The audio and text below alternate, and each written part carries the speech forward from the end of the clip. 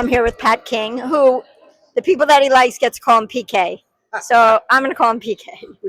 Which I was just telling you, the CEO of Sela calls me PK all the time. He likes That's nice. So I'm asking Pat about PK, about today and REITs and how you organize all your funds. all I run. Well, with technology today, everything moves in asset classes move together. So we've put things in categories.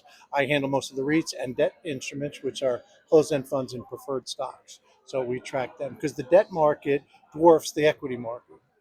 So we tend to, it's the canary in the coal mine for us. So we watch, like today, give you an example. We have a company, CODI. It's down 50% this morning. They have three preferreds that I trade. They opened down 40% this morning. So they kind of tell, when a company's getting sued, they have financial troubles, you notice it first in the debt instruments. You'll Wow. always see that. And how long have you been down here? How long have you been doing this? I've been on this floor for 36 years. I've been a market maker for 42 years. Wow. So Wow. I've seen a lot of change. You're an icon down here.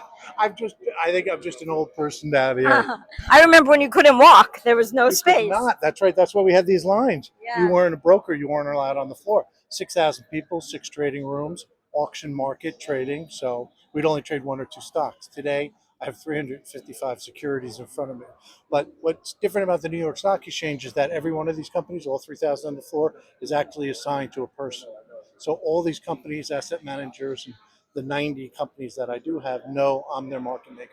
Citadel's a market maker, and Patrick is responsible. So with all the technology and everything that we have, at the end of the day, I'm ultimately responsible to make sure there's a bid and offer and stocks trade in an orderly fashion. And that's what makes this floor unique. Right. It is still an auction in a way, although it's not physical. We're not reacting anymore off the order flow and listening to it and trading verbally. What we're doing is anticipating what each stock needs and putting out orders in before it happens. So back in the day, if I traded ABC, I wouldn't really have to know what it is because I had 98% market share and everything was in front of me. Today, I need to know exactly what moves ABC, DEF, each stock individually to know because I have to put my orders before it happens. So I need to know exactly what's moving the stock, what's moving the market through all that. So I'm working longer hours now after 42 years than I did when I started. I was going to ask you if you think all the technology is an improvement or not. It is. It's given us more capacity. It's helped us a tremendous. But I have to be honest, my hours are working.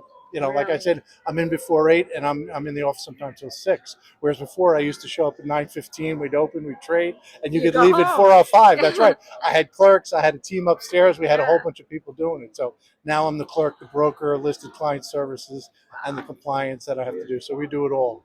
Wow. Wow. Well, you are a staple down here, and thank you.